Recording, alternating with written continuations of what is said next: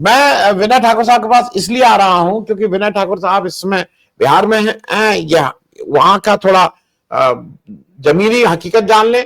लेकिन उससे पहले जो कुछ लोगों का कहना था कि शायद अगले अगर ये एसआईआर का मामला ऐसे ही चला तो दिल्ली की सड़कों पर शायद 50,000 लाखों मृत लोग घूमने लगेंगे, कुछ इस तरह की भी बात थी। 7 लोग अभी वहां जाके राहुल गांधी मतलब नॉन बायोलॉजिकल हो के साथ मरे हुए लोगों के साथ उन्होंने चाय पी। योगेंद्र यादव मरे हुए लोगों को वहां ले आई। कौन सा जादू टोना जान गया मुझे नहीं मालूम है, क्योंकि गांव में अभी भी जादू टोना चलता, हो सकता है इस तरह के मृत लोगों से ले आते हो। लेकिन आज राहुल गांधी ने अपनी रैली में एक व्यक्ति जिसका नाम काट दिया गया उसको खड़ा किया, और वो एक छोटी सी क्लिप है, वो इसलिए दिखा दे रहा हूं कि उससे समझ में भी लोगों को आता रहे कि ये किस लेवल की बदमाशी हो रही है। मैं वो आग्रह करूंगा वो क्लिप जिसमें उस व्यक्ति क्या हुआ। मेरा नाम वोटर लिस्ट में काट दिया गया है और मैं अगला लोकसभा में भी वोट दिया हूं और पोलिंग एजेंट रहा हूं। हाँ? बोलो बोलो बोलो। तो मैं लोकसभा में पोलिंग एजेंट भी था और मेरा नाम सुबोध कुमार, पिता से स्वर्गीय श्यामली सिंह हुआ। मैं महरत ग्राम का निवासी हूँ, खेती करता हूँ। ऐसे बिहार में लाखों लोग हैं जिन्होंने वोट दिया, वोटर लिस्ट में नाम था और उनका नाम वोटर लिस्ट से काट दिया गया। भाई और बहनों, इलेक्शन कमीशन और बीजेपी के बीच में पार्टनरशिप चल रही है। ये मिलकर वोट चोरी कर रहे हैं। इस बात से आप सहमत हैं? बिहार इस बात से सहमत है?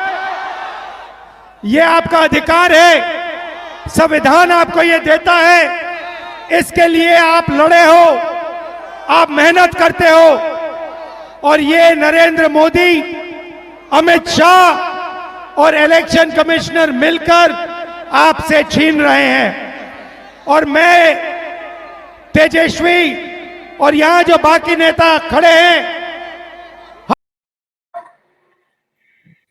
विनय भाई ये अब जरा बता दीजिए कि एक चीज जो बहुत से लोगों ने बताई कि जो मृत या जब नाम काटते हैं तो उसका एक प्रोसेस है जो इन्होंने 30 दिन में नहीं किया है।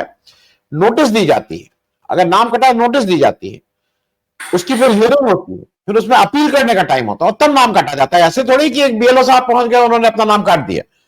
तो मैं इस पे भी आपकी एक टिप्पणी चाहूंगा।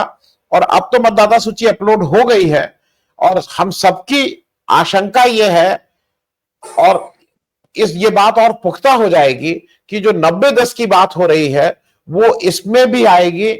जो सवर्ण लोग हैं, जो ज्यादा धन वाले लोग हैं, जो आर्थिक रूप से मजबूत लोग हैं, उनके नाम कम कटे होंगे, और जो वंचित, दलित, माइनॉरिटीज, महिलाएं, इन सब लोगों के नाम ज्यादा कटे होंगे। इसकी भी एक संभावना है। लेकिन ओवरऑल विनय भाई, जो आज अब ये यात्रा चल रही है उसमें इलेक्शन कमीशन ने उस यात्रा को कितना सफल बनाने में उसका कितना योगदान है, इस पे भी एक टिप्पणी चाहूंगा। विनय भाई। धन्यवाद आनंद जी। बहुत सारी बातें अजीत जी ने साफ कर दी। देखिए, कोई फिल्म आनी होती है तो डायरेक्टर कोशिश करता है कि उसके साथ कोई कंट्रोवर्सी जुड़ जाए। तो ये जो है बैठे बिठाए जो है एक कंट्रोवर्सी जुड़ गई। दूसरी बात, देखिए, सब लोग जो विज्ञान के छात्र रहे थोड़ा बहुत तो उनको अंदाजा होता है। एक हम कहते हैं रेजोनेंस फेनोमेना, कि जब ड्राइविंग फ्रीक्वेंसी और नेचुरल फ्रीक्वेंसी एक हो जाती है ना तो उसका एम्पलीट्यूड बढ़ जाता है, मतलब उसका असर बहुत बढ़ जाता है। तो इसी तरह जब राजनीतिक नेता जो है जनता की नब्ज पहचान पाते हैं और वैसी बात करते हैं जो जनता को फेल्ट नीड लगता है, तो फिर उसकी जो है प्रतिध्वनियां जो है जनता के बीच में आती है। देखिए, ये जो भीड़ जो दिख रही है, आप देख रहे होंगे राहुल गांधी के इसमें जो है, उसमें जो बॉडी लैंग्वेज है, उस बॉडी लैंग्वेज से आप इस बात का अंदाजा लगा सकते हैं कि ये जो है कोई इवेंट मैनेजमेंट की टीम नहीं है और ये पीआर के जरिए की गई नहीं है। और दूसरी एक बात कि जिस तरह से भाजपा की रणनीति रही है और जिस तरह से वो हमलावर रहती है, अगर उनके पास थोड़ी भी इस बात की गुंजाइश रहती तो अभी वो जो काउंटर रैलियां कर चुके होते। और अभी जो हालत है, जनता जिस हिसाब से प्रतिक्रिया कर रही है, उनको इस बात का खतरा है कि अगर वो इस वक्त जनता के बीच में जाएंगे तो उनके कपड़े फट सकते हैं। जैसे ऑपरेशन सिंदूर का फायदा उठाने के लिए जो एक चली कि घर घर जाएंगे कार्यकर्ता और जो सांकेतिक रूप से सिंदूर देंगे घर में, वो थोड़ी दिनों में, 1-2 दिन के बाद जो है उनको समझ में आ गया कि लोगों के अंदर कितना गुस्सा है, वो पूरा वापस ले लिया गया। वो एक बात। और अभी जो अजीत सर ने जो बात कही कि जो हम लोग पहले भी बात करते रहे कि जो चुनाव आयोग है, चुनाव आयोग का काम जो है वो इलेक्शन को फ्री एंड फेयर बनाना है। इसमें दोनों ही शब्द हैं, फ्री भी और फेयर भी।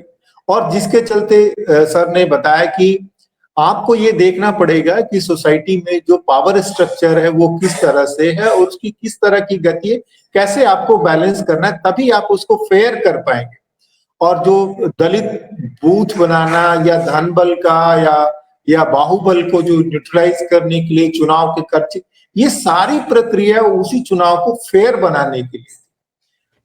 अब जो मतदाता है हिंदुस्तान का, उसकी जो स्थिति है, परिवार में जैसे आपको जो चीजें मिलेगी उसके लिए आपको कोई चीज, उसकी इंटाइटलमेंट के लिए आपको कोई क्वालिफाइंग चीज नहीं है कि आप ये करेंगे तो आपको ये मिलेगा।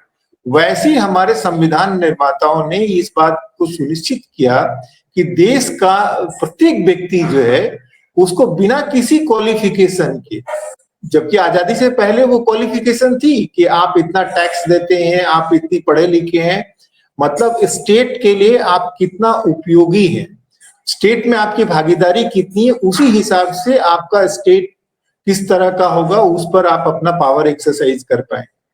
हमारे संविधान निर्माताओं ने इस बात को सुनिश्चित किया कि जो देश बनेगा वो सब लोगों का होगा और इसमें बिना किसी कंडीशन के सब लोगों को ये अधिकार होगा कि वो स्टेट का कैरेक्टर तय कर पाए। अभी जो हो रहा है, जो चुनाव आयोग कोशिश कर रहा है, वो ये कर रहा है कि जो स्टेट की जो फंक्शनल प्रॉब्लम है, उनकी जो कमजोरियां हैं, वो जो ये वो प्रिजम्पशन लेकर के कर रहे हैं कि आधार कार्ड जो है, राशन कार्ड जो है, बहुत सारे घुसपैठिए बना लेते हैं। ये कमी जो है स्टेट की है, फंक्शनल प्रॉब्लम है। अब उस फंक्शनल प्रॉब्लम की जिम्मेदारी जो है वो मतदाताओं के ऊपर वो डाल दे रहे हैं, उसकी सजा जो है मतदाताओं को दे रहे हैं, जिसको बोलते हैं कि खेत खाए गधा मार खाए जुल्हा वाली हालत है। तो और दूसरी बात जो है वो अजीत सर ने कई चीजों पे इंगित करके कहा कि जो हमारे चुनाव आयोग में जो बैठे हैं उनको शायद संविधान की जो मूल भावना है उसका उनको इल्म नहीं है। हमारे यहाँ जो है वो ब्रिटिश मॉडल मूल रूप से तो है, पर उसमें एक क्वालिफिकेशन ये है कि यहाँ जो कानून बनेगा वो सिर्फ प्रोसीजर फॉलो करने के बाद कानून नहीं दुरुस्त होगा। यहाँ हमारे यहाँ ये भी सुनिश्चित किया गया कि उस कानून का जो वैचारिक आधार होगा वो ठोस होगा, जिसके लिए जो अमेरिकन शब्दावली में ड्यू प्रोसेस ऑफ लॉ जिसको बोलते हैं, हमारे यहाँ प्रोसीजर एस्टेब्लिश्ड बाय लॉ नहीं है, बीच बीच का रास्ता है। तो वो जो ये बात करते हैं, जो जिसके चलते आई कि जो फंडामेंटल राइट को सुनिश्चित करने के लिए जो आर्टिकल 32 जो है वो मजबूत आधार है, वो आप जाकर के आर्टिकल 324 के पीछे जाके नहीं छिप सकते आप। और जो आपने जो एक बात कही कि 90-10 का मामला, देखिए जो वोट जो कटे हैं, जो हम लोग बोलते हैं कि सोशल साइंस में बोलते हैं कि फेल्ट नीड जो होता है हमेशा मजबूत होता है और वो लोगों के एक्शन को डिसाइड करता है। तो ये जो वोट कटने का जो ज्यादा माने ये से मजबूती से जिन लोगों को असर पड़ेगा, जिनके ऊपर अनुभव होगा, वो समाज का वही 90% हिस्सा है, जिसकी ये उपलब्धि है कि स्टेट में उसका स्टेक कितना है और स्टेट का कैरेक्टर कैसा होगा जो उनकी जिंदगी और उनके अधिकारों को सुनिश्चित कर।